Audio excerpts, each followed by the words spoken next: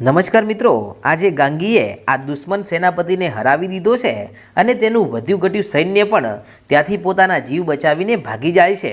અને ત્યારે ગાંગી એક સિપાહીને જીવતો પકડી લે છે અને તે આ મૃત પડેલા સિપાહીઓના ટોળામાં આરામથી સૂતો હોય છે. તેને પકડીને ગાંગી તેની પૂછપરછ કરે છે અને તેને ધમકી આપે છે. ત્યારે તે જણાવી દે છે અને અમારા રાજાએ જ કહ્યું હતું કે હે સેનાપતિ, તમે વિશાળ સૈન્યને લઈ અને આ રજવાડા ઉપર આક્રમણ કરો. તેમની મોટી સંખ્યાનું સૈન્ય બહાર ગયેલું છે અને જો આ રજવાડું આપણા હાથમાં આવી જશે ને તો આપણી પાસે એક વિશાળ વિસ્તારવાળું રજવાડું મળી જશે અને એટલા માટે જ અમે આ યુદ્ધ કરવા માટે આવ્યા હતા. ત્યારે ગાંગીએ સિપાહીને લઈ અને આ દુશ્મન સેનાપતિ કે જ્યાં એક સ્તંભ સાથે બાંધેલો હતો ત્યાં પહોંચે છે અને ત્યારે આ રાજ્યના મહારાજ કહેવા લાગ્યા કે ગાંગી, તારા કારણે આજે અમારા 1000 સિપાહીઓમાંથી કોઈનો વાળ પણ વાંકો થયો નથી અને એમ છતાં પણ આપણી હાર પણ નથી થઈ. ત્યારે ગાંગી કહે છે કે હજી તો તમે જુઓ મહારાજ કે આ રજવાડામાં એ રાજા દોડતો આવશે કે જેણે આપણા રાજ્ય ઉપર આક્રમણ કર્યું છે. ત્યારે મહારાજ કહે છે કે પણ એ છે કોણ? ત્યારે દુશ્મન સેનાપતિ કહે છે કે એ વાતની જાણ તો તને ક્યારેય નહીં થાય. ત્યારે ગાંગી કહે છે કે હમણાં તું જો, થોડી જ વારમાં એ રાજા અહીંયા આવશે ને ત્યારે તને ખબર પડશે. અને પછી ગાંગી ત્યાં સંદેશ લખાવે છે કે તમારો સેનાપતિ અમે બંદી બનાવ્યો છે અને જો એને જીવતો રાખવો હોય ને સાજો લઈ જવો હોય ને તો અત્યારે જ અમારા આ રાજ્યમાં આવી જજો, નહીતર સાંજ સુધીમાં અમે તમારા આ સેનાપતિને મારી નાખીશું. આવો સંદેશ લઈ અને પછી પેલો જે સિપાહી જે બચી ગયો હતો એને આપવામાં આવ્યો.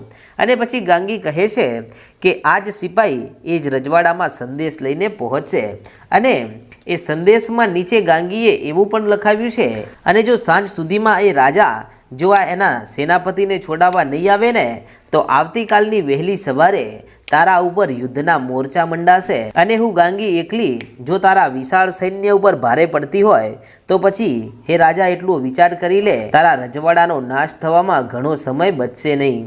અને આમ આવો સંદેશ લઈ અને પછી આ સિપાહી ઘોડે સવાર થઈને ત્યાંથી નીકળી જાય છે અને પોતાના રાજા પાસે જઈ અને કહે છે કે મહારાજ, ખૂબ મોટો અનર્થ થઈ ગયો છે.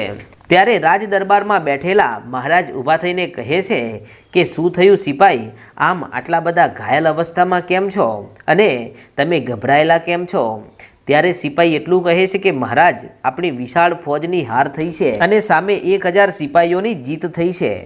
ત્યારે રાજા હસવા લાગ્યો ને કહે છે કે આવી વાત તું કેવી રીતે મને કહી શકે? આપણા તો 50,000 ઉપર સિપાહીઓ હતા અને સામે માત્ર 1000 સિપાહીઓ હતા અને એ પણ કોઈ યુદ્ધની તાલીમ શીખેલા ન હતા. એ તો એ રજવાડાની દેખરેખ રાખનારા હતા. તો એમની સામું તમે કેવી રીતે હારી ગયા? ત્યારે આ સિપાહી કે જે સંદેશ મહારાજના હાથમાં આપે છે ત્યારે રાજા સંદેશ વાંચે છે ને વાંચ્યા પછી તે કહેવા લાગ્યો કે દરબારીઓ, આ તો ખૂબ મોટો અનર્થ થઈ ગયો છે. એ 1000 સિપાહીઓની જીત થઈ છે અને આપણા સેનાપતિને એમણે બંદી બનાવ્યો છે, પરંતુ હું એને છોડાવવા માટે નથી જવાનો. ત્યારે આ સિપાહી કહે છે કે મહારાજ, હજુ નીચેનો સંદેશ વાંચો. ત્યારે એમાં લખેલું હોય છે કે તમારા 50,000 સિપાહીઓને મારનાર હું એકલી ગાંગી છું અને જો આજે સાંજ સુધીમાં તમે અહીંયા નહીં આવો ને તો આવતીકાલની વહેલી સવારે તમારા ઉપર હું એક જ ગાંગી આક્રમણ કરીશ અને તમારા રજવાડાને વેર વિખેર કરી નાખીશ. ત્યારે રાજા હસવા લાગ્યો ને કહે છે કે આ ગાંગી કોણ છે? ત્યાં તો આજુબાજુમાં પેલા જે વધેલા સિપાહીઓ જે બચીને ભાગ્યા હતા તેઓ મહારાજની ચારે બાજુ આવી અને મહારાજના પગમાં પડીને કહેવા લાગ્યા કે મહારાજ, માફ કરી દેજો, તમારું કામ અમે પૂરું ના કરી શક્યા, કારણ કે એ 1000 સિપાહીઓને તો અમે આરામથી મારી શકવાના હતા, પણ એમના ટોળાને ઢાલ અને તલવાર બની અને ગાંગી નામની એક સ્ત્રી આડી આવીને ઊભી રહી ગઈ હતી અને એની સામું અમે 50,000 તીર એકી સાથે છોડતા હતા. એમ છતાં એ બધા જ તીરને તે પોતાની પાસે લાવીને રોકી લેતી હતી અને એ જ તીર અમારી સામું તે છોડતી હતી અને એ પણ વગર ધનુષે. અને પછી તો એ અમારા છોડેલા તીર અમને વાગ્યા અને જે માણસે જે તીર છોડ્યું હતું ને એ જ તીર એને જઈને વાગ્યું. આવી તે ભયાનક અને માયાવી છે. માટે મહારાજ, એને અમે તો શું, કદાચ લાખોની સંખ્યાની વિશાળ ફોજ આવી જાય ને તો પણ આ ગાંગીની સામે આપણે ના જીતી શકીએ. ત્યારે પેલો જે સંદેશ લઈને આવ્યો હતો એ સિપાઈ કહેવા લાગ્યો કે મહારાજ, હવે મારે તમને ગાંગી વિશે જાજુ કહેવાની જરૂર નથી, કારણ કે આ જે આપણા સિપાઈઓ કહી રહ્યા છે ને એ બધી જ વાત સાચી છે અને ગાંગી ખબર નહીં કઈ વિદ્યાની જાણકાર છે અને એની પાસે એવું તો શું છે કે જે તીર જે માણસ છોડે ને એ તીર એને જ વાગે છે.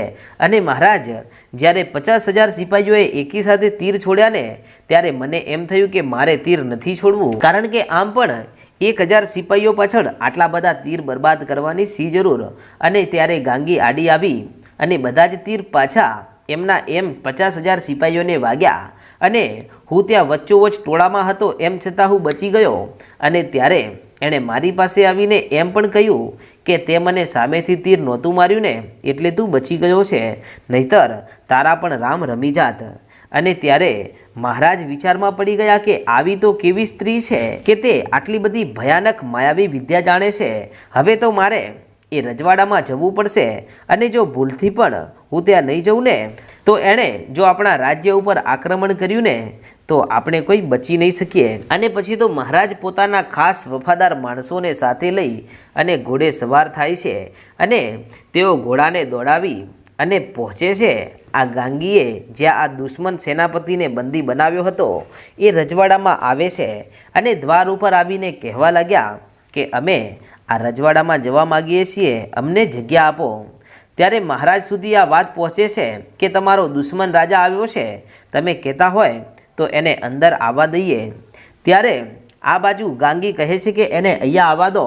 અને ત્યારે આ રાજા પોતાના ખાસ વફાદાર સાથીઓ સાથે ત્યાં આ મહેલની સામે પહોંચે છે અને ત્યાં જઈને જુએ છે તો ખુલ્લા મેદાનમાં ત્યાં મહારાજ ગાંગી અને આ દુશ્મન સેનાપતિને ત્યાં બંદી બનાવેલી હાલતમાં જોયો. ત્યાં જઈ અને ઊભો રહી જાય છે. ત્યારે આ બાજુ દુશ્મન સેનાપતિ કહેવા લાગ્યો કે મહારાજ, તમે મને બચાવવા માટે આવ્યા, આ વાતનું મને ખૂબ જ આનંદ થયો છે.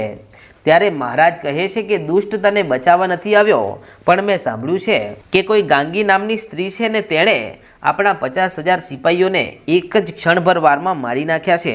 શું આ વાત સાચી છે અને એ ક્યાં છે? ત્યારે આ સેનાપતિ કહે છે કે આ સામે ઊભીને આ એ જ છે કે જેણે અમારા આખા સૈન્યને વેર વિખેર કરી નાખ્યું છે. ત્યારે આ રાજા એની પાસે જઈને કહે છે કે કોણ છે તું અને કઈ વિદ્યા જાણે છે અને તારી પાસે કયો પાવર છે?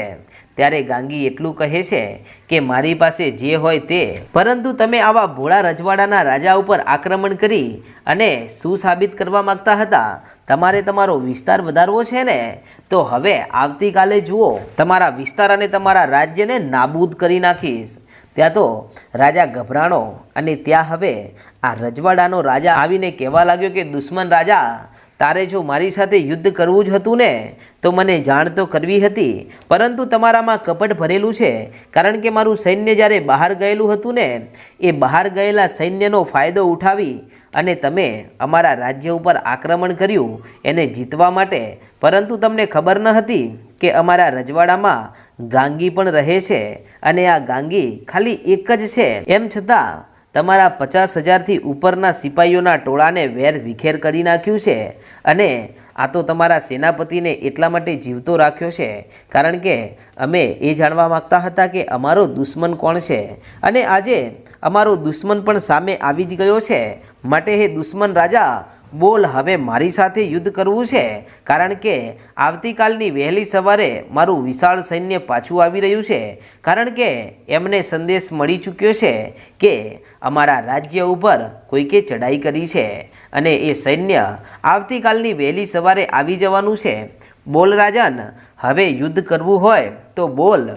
ત્યારે એ રાજા આ મહારાજના પગમાં પડી ગયો ને કહે છે કે મને માફ કરી દો મિત્ર, અને મારાથી ભૂલ થઈ ગઈ છે અને હું મારા રાજ્યના વિસ્તારને વધારવા માટે હું આવી લાલચમાં આવી ગયો, પરંતુ મને ખબર ન હતી કે ગાંગી જેવી દીકરીઓમાં પણ આટલી શક્તિઓ પડેલી છે અને મને માફ કરો. હવે હું ક્યારેય તમારા રાજ્ય ઉપર આક્રમણ નહીં કરું અને હું તમને વચન આપું છું કે તમારા રાજ્ય ઉપર કોઈ સંકટ આવશે ને તો સૌથી પહેલાં તમારા રાજ્યની ઢાલ અને તલવાર બની અને આ તમારો મિત્ર ઊભો હશે. ત્યારે મહારાજને પણ એના ઉપર દયા આવી અને એમને માફ કરવા માટે ગાંગીને કહે છે કે ગાંગી, શું આ સાચા આંસુ છે કે પછી આ કોઈ બનાવટી છે? ત્યારે ગાંગી કહે છે કે મહારાજ, આ તમારો મિત્ર બનવાને યોગ્ય છે, એને મિત્ર બનાવી શકો છો. ત્યારે બંને રાજા એક થયા અને આ દુશ્મન સેનાપતિને છોડી મૂકવામાં આવ્યો. ત્યારે દુશ્મન સેનાપતિ ગાંગીના પગમાં પડીને કહેવા લાગ્યો કે બહેન, કોણ છે તું? અને તું મને સાચું કહી દે કે તું કોઈ દેવી શક્તિનો અવતાર તો નથી ને? અને મારાથી ભૂલમાં તને કાંઈ બોલાઈ ગયું તો નથી ને?